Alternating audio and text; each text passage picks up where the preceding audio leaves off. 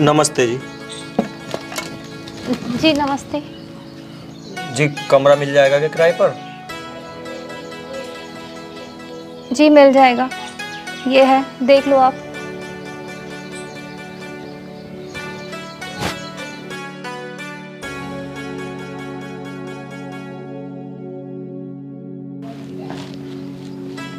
जी ठीक है, कमरा मुझे पसंद है। वैसे किराया कितना देना होगा इसका?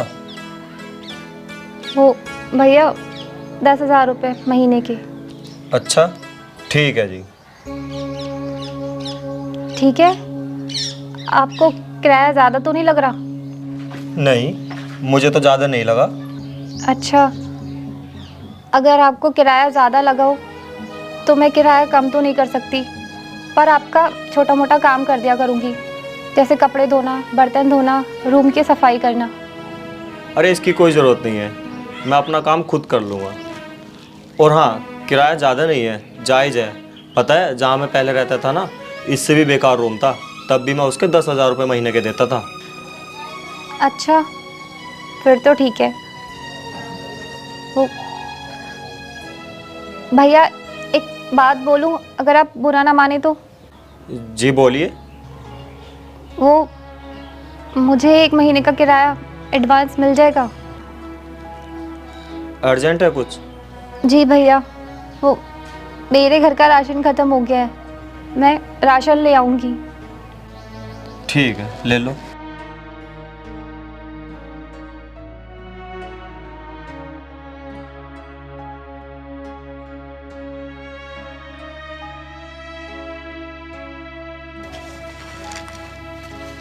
ये लो 10,000 रुपये। धन्यवाद।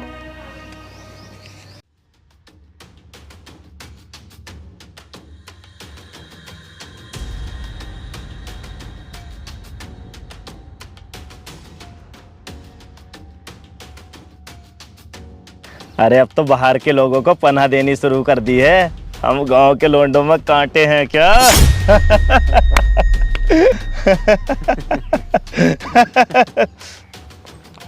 मैंने उन्हें कोई पनाह नहीं दी है, उन्हें रूम दिया है किराए पर। अरे बस चुप कर, हमें सब पता। भला उस सड़े हुए रूम के 10,000 रुपए कौन दे सकता है? कुछ चक्कर है तभी तो। ये क्या कह रहे हो? ऐसा कुछ भी नहीं है। बस चुप कर, तूने हमारे गांव का माहौल बिगाड़ रखा है, तुझे शर्म नहीं आती? अब हम गांव में पंचायत बिठाएंगे और सबको बताएंगे कि तूने बाहर के लोगों को कमरा दे रखा है और तेरे उस लड़के के साथ अवैध संबंध है। नहीं, ऐसा मत करो, ऐसा कुछ भी नहीं है। आप मुझ पर गलत इल्जाम लगा रहे हो।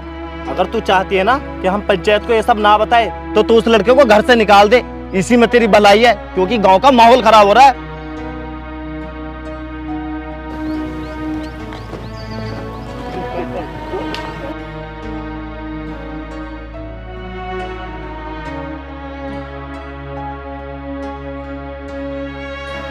भैया आप और कहीं रूम देख लो, अब मैं ये रूम आपको किराए पे नहीं दूंगी।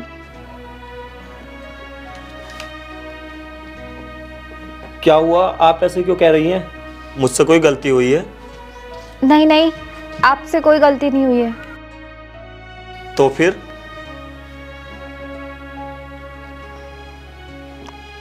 कुछ नहीं, बस ऐसे ही खाली करवाना है। देखो कुछ तो बात है जो तुम मुझसे छिपा रही हो। तुम मुझे अपना भैया बोलती हो ना, तो फिर इस नाते से बता दो क्या बात है।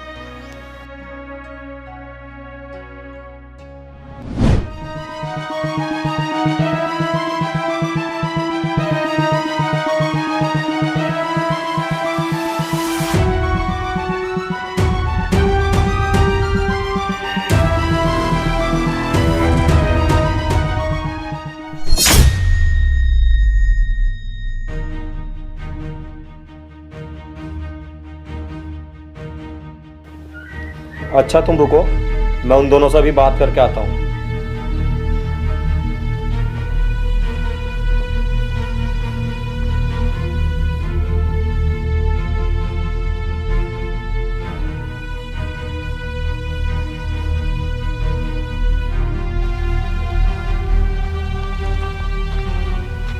तुम्हें शर्म आनी चाहिए।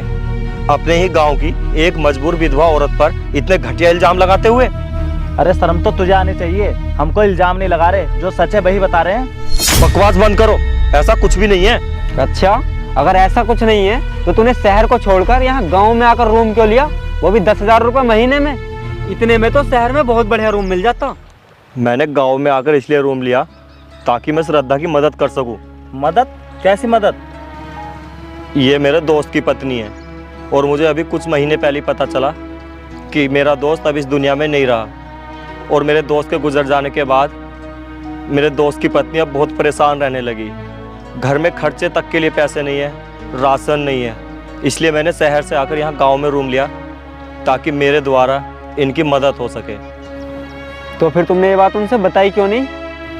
अगर किसी की मदद करो ना तो ऐसे करो, अगर हम एक हाथ से मदद कर रहे हैं तो दूसरे हाथ को पता नहीं लगना चाहिए। और वैसे भी अब इस बेचारे की ज़िंदगी तो वैसे ही बोझ है, तो मैं अपने एहसान और करके इस बेचारी पर और बोझ बढ़ाना नहीं चाहता। उनको ऐसा लगता है कि रूम के पैसे मिल रहे हैं, खर्चा चल रहा है, और मेरे आने के बाद ही इनके घर की अब कुछ स्थिति ठीक होकर आई है। और हाँ, अब जब तक इनकी नौकरी नहीं लग जाती या इनके घर की स्थिति पूरी तरीके से ठीक नहीं हो जाती, मैं तब तक जाऊँगा नहीं। मुझे घिन आती है तुम जैसे लोगों की सोच को देखकर। अगर किसी मजबूर विधवा औरत के घर कोई आदमी रह रहा है तो ये जरूरी नहीं कि वो गलत ही हो। औरत से आदमी का एक और रिश्ता होता है, वो होता है भाई बहन का रिश्ता, जिसे तुम लोग कभी नहीं सोच सकते, हमेशा गलत ही सोचते हो। क्या कह रहे थे तुम कि उन्होंने गांव का माहौल खराब कर रखा है? गांव का माहौल उन्होंने नहीं, तुमने खराब कर रखा है। शर्म उन्हें नहीं, तुम्हें आनी चाहिए।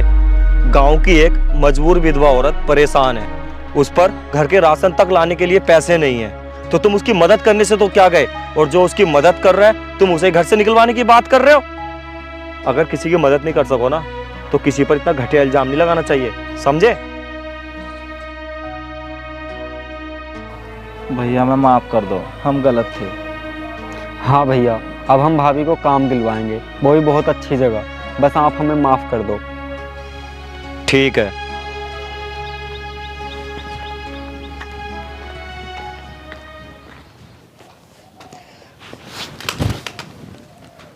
अच्छा सुनो, अब मैंने ना उन्हें बहुत अच्छी तरीके से समझा दिया है, अब वो तुम्हें कभी कुछ नहीं कहेंगे। धन्यवाद भैया।